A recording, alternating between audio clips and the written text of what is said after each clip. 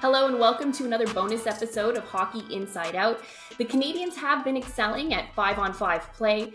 What do you think has been the key to their success so far, and do you see them continuing having success as the season progresses?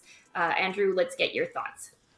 I think it comes down to everyone on the team has earned their spot this year. They've made some adjustments at 5-on-5 for sure. They're a little bit better in transition, a little bit quicker with their decision making. They've made some additions to the roster. Obviously, I think Alex Newhook has fit really well.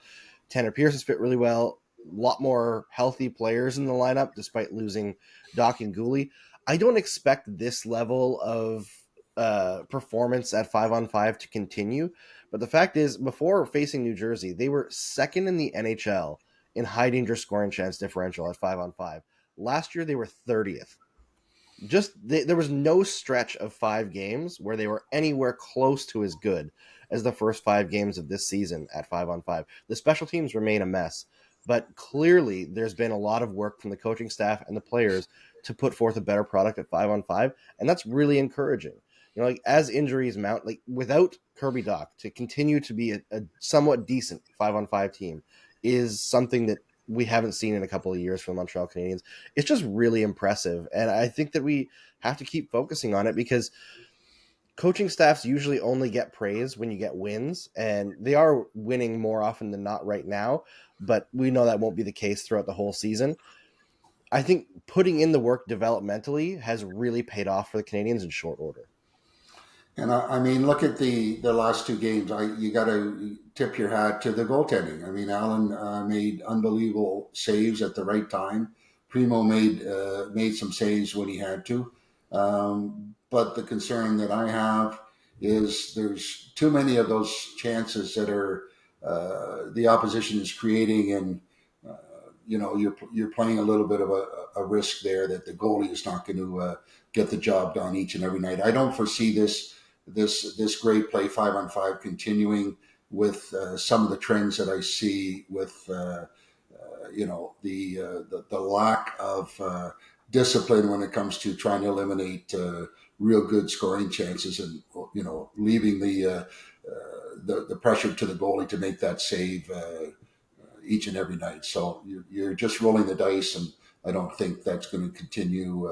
They're going to continue to have success in that department unless they kind of shore up that part of the game.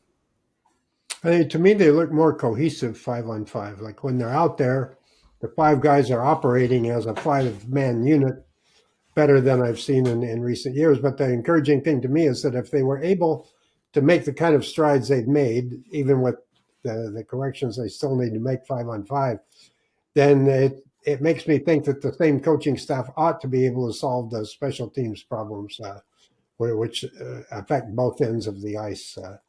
I don't believe that drop pass thing is ever going to work in a million years, but maybe if they fine tune it, it will. Even already, though, once they're in the zone, I thought last night, within the zone, the power play looked better. So that's encouraging. The staff should be able to solve the special teams, and to be anywhere near where they are after what they were last year 5-on-5 is amazing. And the great 5-on-5 play can reframe how we view different players, right? Like there's been a lot of talk about Suzuki and Caulfield not being off to the greatest offensive start this season and kind of looking not that great. But looking at their defensive play, last season, Suzuki and Caulfield, their expected goals against, which is a model built on like what kind of shot attempts are happening while they're on the ice. They were both over 3 expected goals against per 60 minutes played last year. This year, they're just a tiny bit over 2. So if they're shaving a goal against off per 60 minutes, that's huge. There's a lot of improvement on the defensive side from those top end guys. The offense will come now, eventually, as they get used to that extra effort defensively. Well, I'm sure we'll talk about their 5-on-5 play again throughout this season.